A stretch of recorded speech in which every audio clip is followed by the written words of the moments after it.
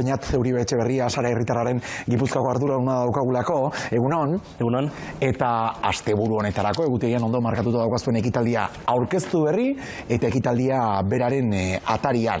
Nik uste gainera, metafora ezina proposagoa dela, gaurko elkarrizketaren bidaidea osatzeko, ezta, puzlea osatu arte. Ze pieza behar ditu puzle horrek? Hori da, ondo aipatu duzun bezala maiatzaren 17/18 datozen larunbat eta igandean, lesakan goizeko 10etan hasiko gara larunbatean, eta igandean iluntzeko 7etan Iruñera iritsi bitartean herriz herri arituko gara, konkretuki 28 herritatik igaroko gara. Eta esan duzun bezala, puzlea osatu arte izenpean doan ekimena dijoa, metafora egin nahi izan dugu hain zuzen ere esan duzun bezala. Eta metafora honekin azaldu nahi duguna, edo falta zaizkigun piezak puzlean dira hain zuzen, oraindikan ere beraien zigorra erregimen itxian betetzen ari diren preso horienak alegiari metafora egina, bere zigorra erregimen itxian betetzen ari diren horiek dira, puzlean oraindik kokatzeko falta diren puzle zatiak. Kopuru bat ere manduzu, ez da eguneratu duzu erregimen itxian, zenbat etako preso dauden gaur egun espetxean? Hori da, pixka bat zifra orokorrari begira ere jarri gaitezke, 123 dira gaur egun zigorra betetzen ari diren euskal presoak. 123 horietatikan, 17 dira euskal preso politikoen kolektibotik kanpo daudenak, eta 116 kolektiboan daudenak. Eta 116 horiei begira jarriko bagara, 59 dira beraien zigorraren azken urteak etxean betetzen ari direnak, erregimen irekien betetzen ari direnak, eta 57 erregimen itxian edo espetxean betetzen ari direnak. 554 kilometro, badira batzuk, puzleari ala ere, faltako zaio piezaren bat, konponbide hori astelenean ez delako iritsiko? Noski guk ala irudikatu nahi dugu eta ala aldarrikatuko dugu, baina badakigu puzlea osatzea edo gatazkaren ondorioen konponbidea ez dela iritsiko astelenean, ez da denbora laburrean ere, hain zuzen, borondatea beharrezkoa delako konponbide horretan. Borondatean horren partetik? Borondatea guztion partetik, hasita euskal gizartaren partetik, eta hori ordezkatzen saiatzen gara Sare Herritarraren mobilizazioetan, eta borondatea noski instituzioetatik, noski arlo politikotik, instituzionaletik politikotik, eta baita penitentziariotik ere. Hain zuzen, guk salbuespena salatzen dugunean, salbuespena ari garenean ez bai gara ari bakarrik legez, baizik eta baita ere politikez. Salbuespen legeak dira salatzen ditugunak, hain zuzen, euskal presoei zigortu zaizkien legeak edo afektatzen dien legeak orain 20, 30, 40 urteko legeak baitira, orduko kontestuan sortu ziren legeak, eta oraindik indarrean jarraitzen dutenak. Orduko kontestuan bertan ere, lege hauek salbuespenezkoak zirela esan dezakegu, hain zuzen preso konkretu batzuei zuzendutako legeak zirelako, baina datorren urtean beteko direnean 15 urteetak bere jarduera eten zuenetik, gaur egun esan dezakegu are salbuespenezkoago direla, eta oraindikan eragiten dutela sufrimendu eta kalte bat. Borondatez hitz egiten dugunean, beti zuen agotan herriaren mobilizazio, herriaren gaitasun hori aipatzen duzu, baina egia da, zentzu horretan, salbuespen politikak malgutu egin diren heinean, mobilizazioetan hartu dugun irudi horretan eragina ere izan duela. Nola ikusten duzuzu mobilizazio gaitasun hori? Itxaropen zuen gozarete, baina hor badago beste irakurketa bat, jende gutxiago mobilizatzen da. Bai, jende gutxiago, baina nik uste dut jendeak pixka bat apaltasuna ere hartu dela bere gaina, horren beste urtetako lanaren ondoren. Herri asko dira, presorik gabe daudenak gaur egun, eta noski neke bat ere eragiten du auzi guzti honek, eta nekatua dago jendea, eta nekatuak gaude noski.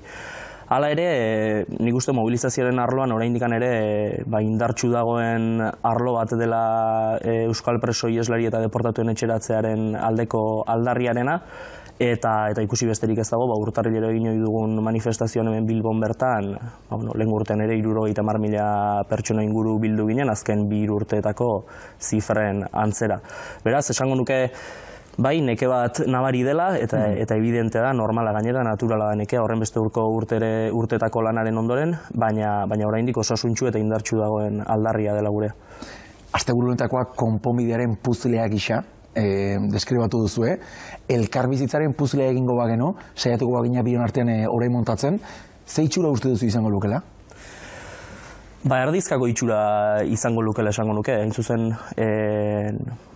elkarbizitza izan da beti sareren sorreratik aldarri nagusienetako bat, konponbidearekin batera, baina iruditzen zait elkarlotuak ere badaudela, bai, elkarbizitza gertokietara jauzi egin nahi badugu ezinbestekoa da, horren beste sufrimendu eta horren beste min eragin duen gatazka horren ondorioak amaitze. Ondorio hori ez ari garenean noski, ondorio guzti ez ari gara, batetik badira euskal preso ieslari eta deportatuen auziak, baina biktimen auzia ere hor dago, eta oraindikan badago hor bidea egiteko. Puzzleari begira jarriko bagina, esan dudan bezala, ez? Erdizka betea dagoen puzzlea dela esango nuke. Askori asko, akaso, kosta egingo zaio konponbidearen bide horri horren bestetan edo modu hain nabarmenean erreferentzia egitea, kontuan hartuta oraindik sare herritarra etako biktimen elkartetatik esate baterako, elkarte batzuk konkretuki, baina oro har elkartetatik oso urrun dagoela. Hor zuek irakurketa kritikorik ere egiten duzu, Bueno, irakurketa kritikoa beti esan dugu, ez?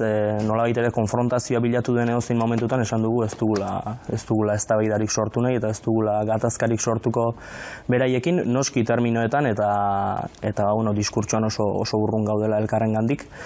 Baina iruditzen zaigu gurea dela jarrera egokiena, iruditzen zaigu jarrera eraikitzaileena eta elkarbizitzaren bide horretan zubiak eraikitzekoa eta elkarren minak ulertu, elkarren sufrimenduak ulertu eta hor elkarren arteko akordioak edo gertutasunak bilatzeko unean jarraitzen dugun diskurtso horri jarraitu behar diogula. Zuk uste duzu elkarte horretatik, esate baterako, ulertzen dutela, bai atzo egindako prentsaurreko horretan edo plazaratutako prentsa horretan, euskal preso ez hitz egitea eta ez etako preso ez? Terminologian hitzetan horre balioa badagoelako? Bueno, balioa egon daiteke, baina eta bera orain okerazpanago 7 urte desegintzen eta bera orain 7 urte etaz etengabe aritze horretan baino nahiago dugu euskal preso ez hitz egin, hain zuzen izan direlako presoak etatik bertatik atera direnak, izan delako presorik kolektibotik atera dena, bere iritzi propioz edo bere kriterio propioz.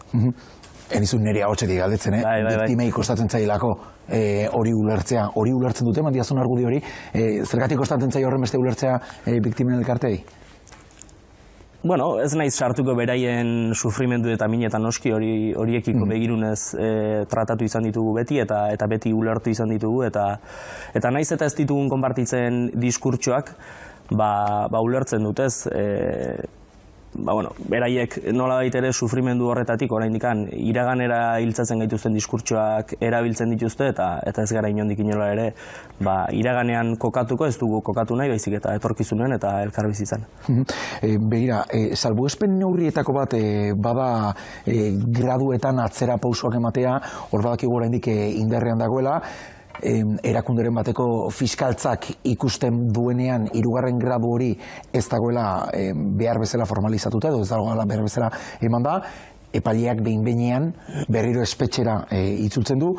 Hor nolabait esateko, bazegoen alako geldialdi bat edo ez genuen berririk izan, oker ez palimanai zifra eguneratuta daukazu denbora oso gutxian zenbate atzera pauso eman diren, ez da? Zenbatek itzuli behar izan duten espetxera? Bai, hori da, esan duzun bezala, urtebeteko epe bat edo izan da nolabait ere fiskaltzaren elegiterik jasotzen etzela,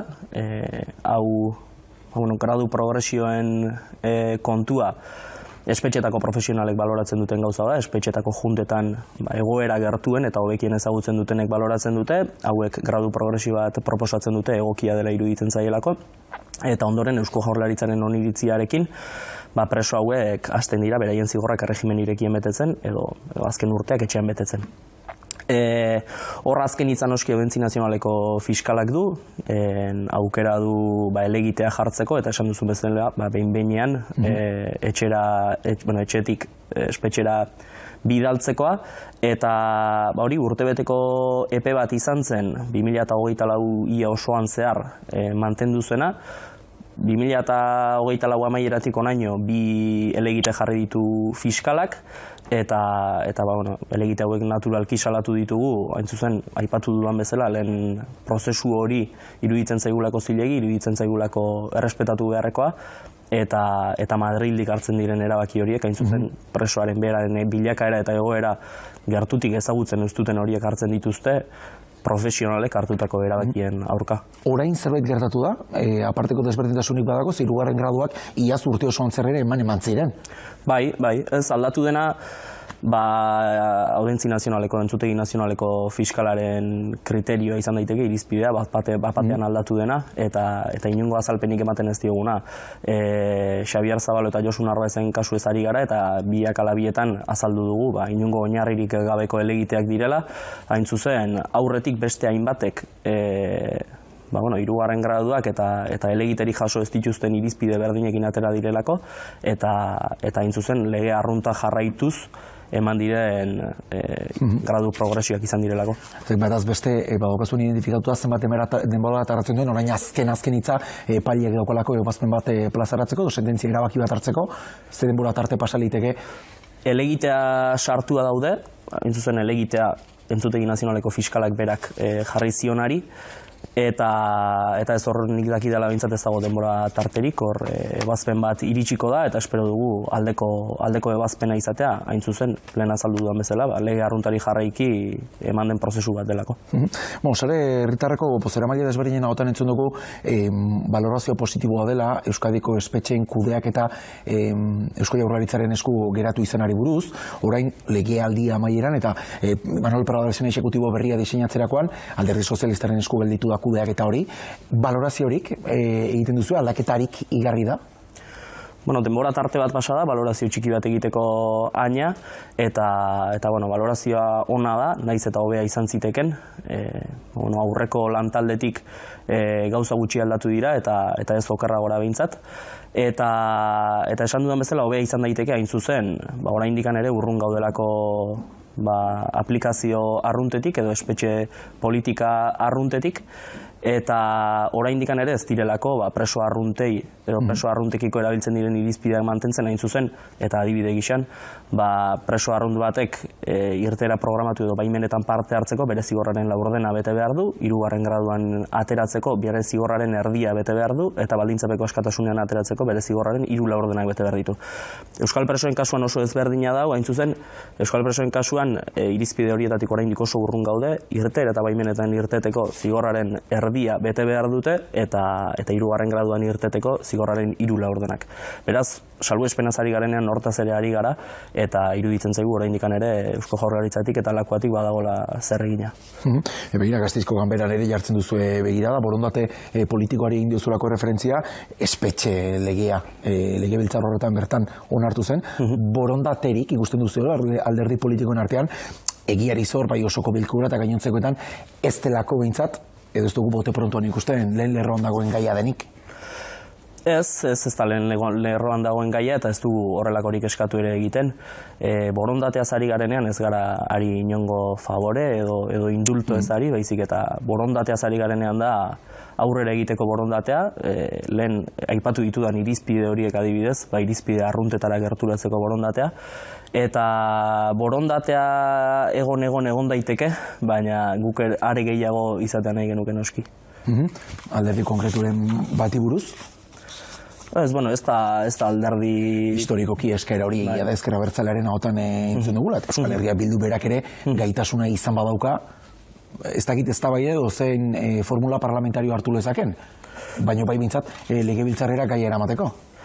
Bai, eman dezake eta emango balu guztiok eskartuko genuke, baina ez zait iruditzen alderdi kontua denik, baizik eta esparru politiko guzti baten borondate kontua. Uribe Etxeberria jauna galdetu nahi dizut, Iratxe Sorzabalen kasuari buruz, Auzitegi Nazionalak lehen aldiz aitortu duelako, torturen ondorioz autoinkulpazio hori baliogabetuta gelditzen dela, ez da prozesua bere horretan geldituko, Estrasburgoko bidea hartuko duelako honek.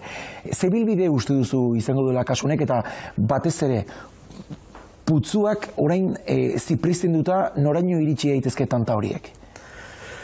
Oso zaila da jakiten, oraindik ere goizegi izan daiteke.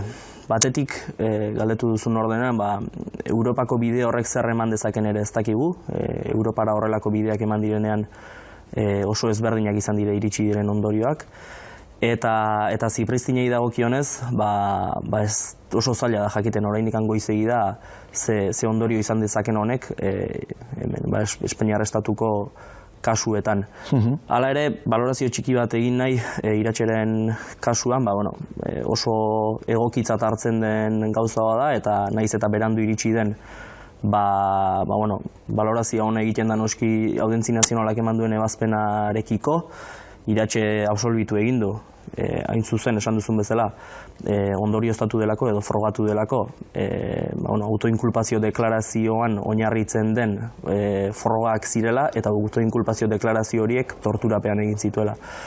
Halere, aipatu nahi nuke, naiz eta orain honetan absolbitu duten, Iratxe bera espetxean dago, zigor bat du bere gain, eta zigor hori jaso zuen epaiketan bertan ere, froga bakarra autoinkulpazio deklarazio hori zen. Orduan ez zen aintzat hartu torturapean egindako autoinkulpazio deklarazioa zela, eta badu garrantzia Iratxeren egoeran bertan ere, eta beste askorentzako ere aurrekari izan daiteke, baina bai eskatzen dugula lehenengo epai horren edo lehenengo zigor horren errebisio bat beharrezko iruditzen zaigu hain zuzen koherentziaren bidean. Esaten ari gara, asteburuan sare herritarrak antolatuta hitzordu garrantzitsua dagoela, Lezakatik abiatuta 544 kilometro. Nor gustatuko litzaizuke ikustea ekitaldi horretan? Gustatuko litzaiake ikustea beti gerturatu den jende bat. Urte askotan Euskal Preso Ieslari eta deportatuen etxeratzearen aldeko aldarrian egon den jende bat. Baina gustatuko litzaidake ere noski jende berri bat ikustea. Gustatuko litzaidake noski orain zabaltzen ari garen mezua ulertu duen jende bat. Ukaezina da, badagoela jende bat Euskal gizartean esaten duena legea bete behar dela, eta noski guk esaten dugun moduan ez dela inongo indultorik edo inongo favorerik behar.